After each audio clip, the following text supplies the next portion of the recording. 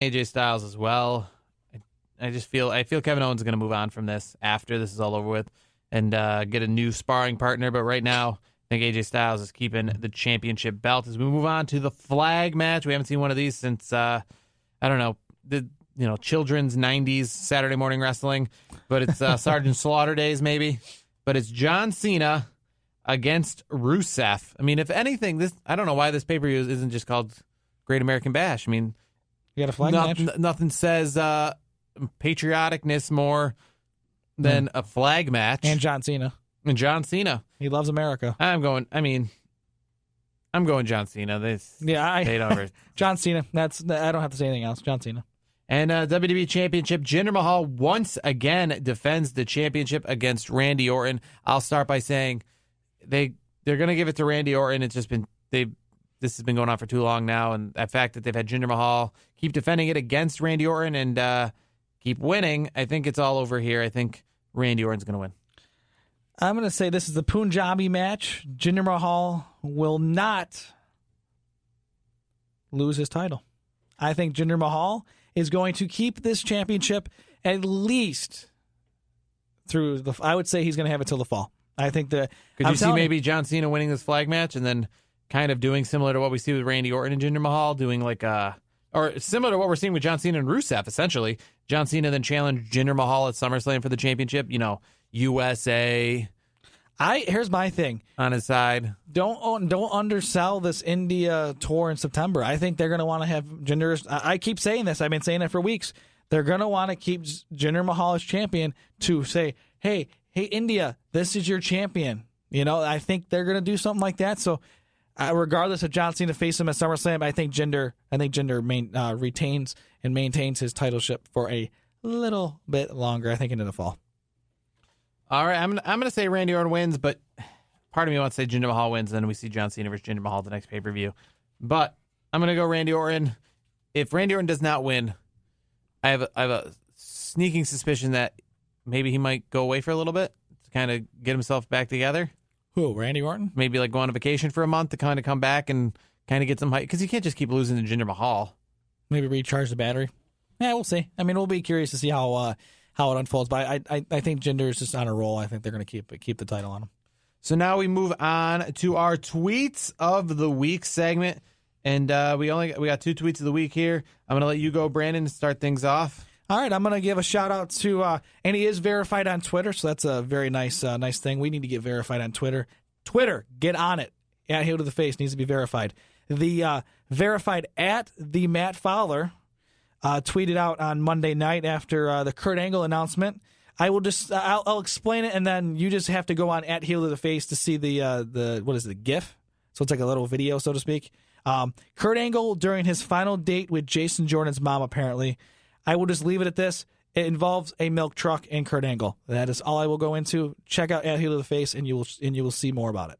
So my tweet of the week comes from a widely known tag team. I've seen them in person a bunch. They're currently I would probably say they're probably the hottest tag team in independent wrestling. Not just now, but probably been for the last couple of years. The Young Bucks. They sent out a tweet this week. Obviously, they're verified. And it was from Nick Jackson's Young Buck account at the Young Bucks. Only Shane McMahon can take a bump from a helicopter and somehow be unharmed. And that is relation to the fact that Shane McMahon just the other day was involved in, wasn't an accident, but a emergency water landing in Long Island. Shane McMahon was unharmed, but obviously anything to do with being in a plane or helicopter thousands of feet in the air and then immediately have an emergency landing or anything go wrong that is not supposed to be going on is a very scary, serious, and dangerous situation. But as we saw, and I just saw an interview with Shane McMahon, he said he was very bewildered, but he wasn't too shaken up. He said he was pretty calm, seeing that the pilot was calm, and he seems to be doing all right. And as Young Bucks agree that, man, that guy can just fall from anywhere. Yeah, the Lord was looking down on good old Shane O'Mac, so I'm glad. In all seriousness, I'm glad everybody made it out okay. So in all seriousness, glad to hear that Shane is okay.